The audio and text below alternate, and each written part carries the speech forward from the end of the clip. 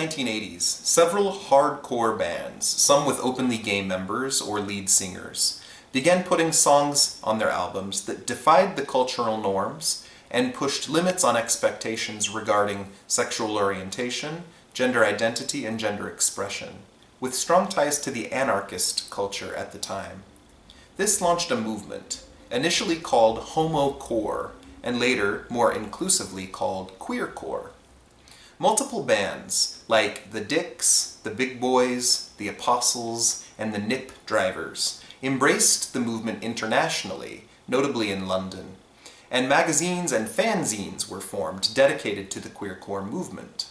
Among these publications were JD's, HomoCore, the magazine, Holy Tit Clamps, Chainsaw, and Outpunk, and they sought not only to protest against the mainstream culture, but even against the popular gay and lesbian culture at the time.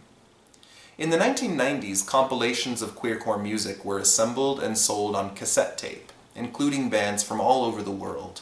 Nikki Parasite, the Anti-Scrunty Faction, Fifth Column, Academy 23, No Brain Cell, Gorse, and Go. Many of the bands had queer members, others were all straight, yet friendly to the queer cause.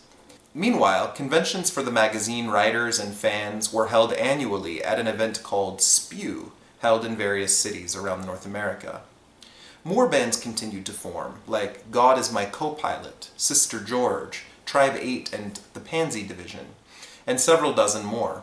Perhaps the most successful band to emerge from this movement was Riot Grrrl, girl being spelled Grrrl, launching the Angry Girl music movement that came in the next few years.